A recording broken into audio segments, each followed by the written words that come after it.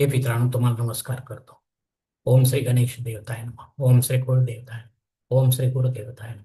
ओम सर्व श्री इष्टलिंग देवताय नमः. शिवशनाथ मित्रांनो, मी कडा परत एकदा आपल्या समोर हजर आहे. माझ्या धर्मकरम चॅनलमध्ये आपले सहर्ष स्वागत करीत आहे. मित्रांनो, पंचांगाचे आता आपल्या समोर सादर करीत आहे.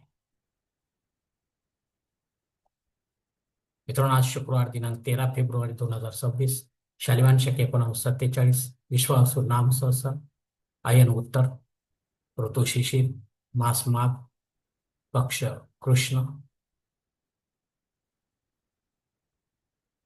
तिथी मित्रांनो आजची एकादशी तिथी आहे. दुपारी 2:26 द्वादशी तिथीला सुरुवात होईल. वार शुक्रवार आहे. नक्षत्र मित्रांनो मूळ नक्षत्र आहे. सकाळी आपला क्षमा करा, सायंकाळी 4:13 पूर्वाषाढा नक्षत्राला सुरुवात होईल. योग मित्रांनो वज्र योग आहे. उत्तर रात्री 3:23 सिद्धी योगाला सुरुवात होईल. करण मित्रांनो कालवकरण आहे. दुपारी 2:26 कौलकरणाला आणि उत्तर रात्री 3:18 तैथिल करण्याला सुरुवात होईल. मित्रांनो, रवी राशी बदल झालेला आहे. रवी राशांतर याला आपण म्हणतो. रवीचा कुंभ राशीत प्रवेश झालेला आहे, मकर राशीतून पहाटेच झालेला आहे. याचा पुण्यकाळ आज सूर्योदय ते दुपारी 12:53 असणार आहे. या काळामध्ये आपण सूर्यासंबंधी धर्म साहित्य, धार्मिक साहित्य जे असते ते वाचू शकता, बोलू शकता मित्रांनो. मंत्र जप वगैरे करू शकता. तसेच विधिवत दान धर्म ब्राह्मण देवतेला गोरगरिबांना पण देऊ शकता मित्रांनो. तर अशा प्रकारे हे रवी राशांतर आपल्याला धार्मिक दृष्ट्या साजरे करायचे आहे मित्रांनो.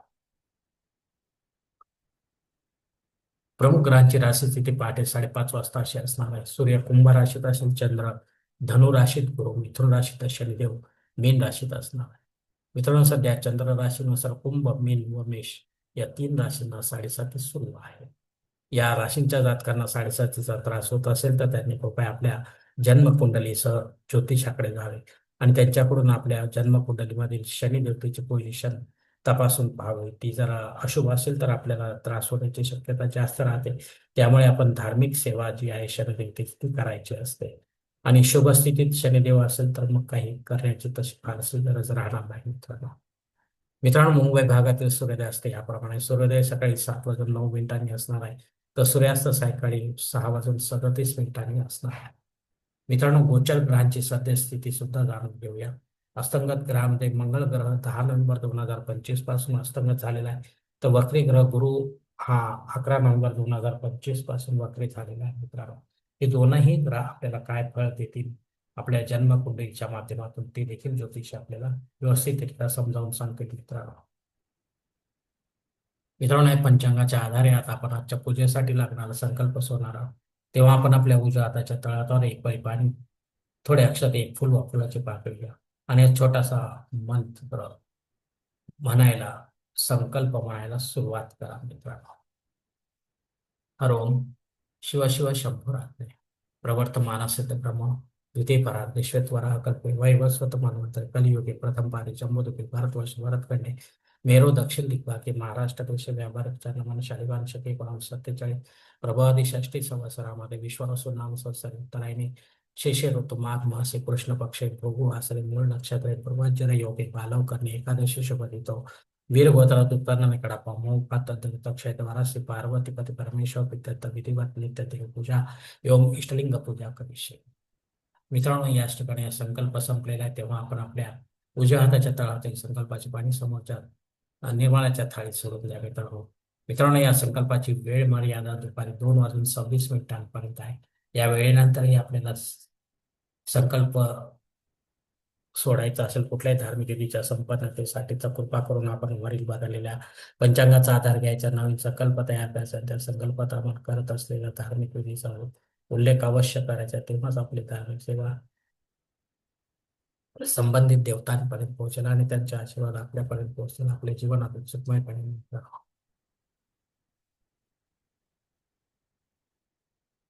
मित्रांनो, आता मुहूर्त विभागामध्ये पाहूया. यात धार्मिक विधी त्यांचे मुहूर्त काळी याप्रमाणे दिले.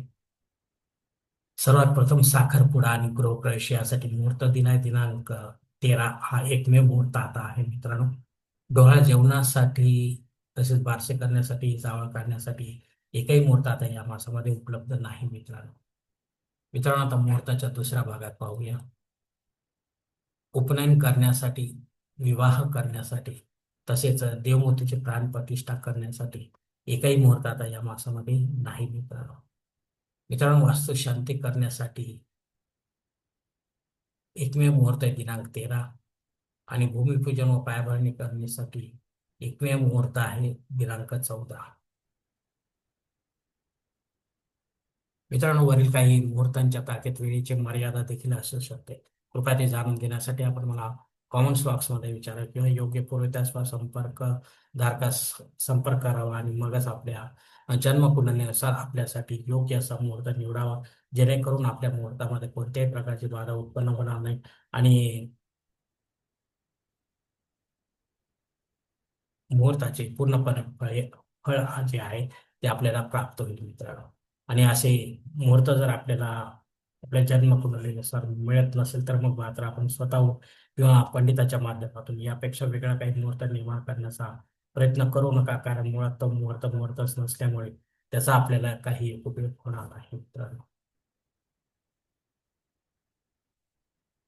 मित्रांनो, पंचांगातील इतर काही महत्वाची जी माहिती आहे ती आता आपण पाहणार आहोत. पंचांग शुद्धी मित्रांनो नाही. दिनविशेषमध्ये विजया एकादशी आहे. रवी राशांतराचा पुण्यकाळ दुपारी 12 वाजून 53 मिनिटांपर्यंत आहे. या पुण्यकाळात आपण पुण्याची कामं करायची, जेणेकरून आपल्या नावे पुण्य जमा होईल मित्रांनो. एकादशी, द्वादशी श्राद्ध कर्म आहे. या तिथीवर आपल्याला सोडून आपले नातेवाईक जर कोणी परलोकात निघून गेले असेल तर त्यांच्या नावाने पिंडदान युक्त किंवा पिंडदान राहित असे श्राद्ध कर्म करायचे. घरी करा किंवा तीर्थक्षेत्री करा, पण अपराह्न काळातच करा. तेव्हाच आपली पितृसेवा आमच्या आपल्या पितरांपर्यंत पोहोचेल आणि त्यांचे आशीर्वाद आपल्यापर्यंत पोहोचतील. आपल्या जीवनात एक सुखमय बनेल मित्रांनो. मित्रांनो, आधुनिक पृथ्वीवर हजर नाही, त्यामुळे आपल्याला नव्याने काय होऊन यज्ञ कर्मकांड सुरू करता येणार नाही. जे रेग्युलर आहे तेच आपण करू शकता मित्रांनो. राहू काळ सकाळी 10:30 ते 12 वाजेपर्यंत. या 1.5 तासाच्या काळात राहू अत्यंत प्रभावी असतो. आणि मग आणि या 1.5 तासाच्या काळात आपण महत्वाची किंवा इतर कामे विशेष अशी करू नका. रेग्युलरिटीच कामे करा. धन्यवाद मित्रांनो. आजचा हा पंचांगासंबंधीचा व्हिडिओ मी याच ठिकाणी संपत आहे. आपण जर माझ्या मताशी सहमत असाल तर कृपया माझे धर्म करम चॅनल सबस्क्राईब करा, लाईक करा, आपले कुटुंब मित्र परिवारासह शेअर करा. तसेच कॉमेंट्स बॉक्समध्ये आपले मत अवश्य नोंदवा आणि माझा पुढील व्हिडिओ आपल्यापर्यंत पोहोचण्यासाठी बेल बटन अवश्य दाबा. धन्यवाद मित्रांनो. पुढील भेटीपर्यंत आपण खुश राहा, आनंदी राहा, प्रसन्न राहा. हरिओम. शिव शंभो महादेव.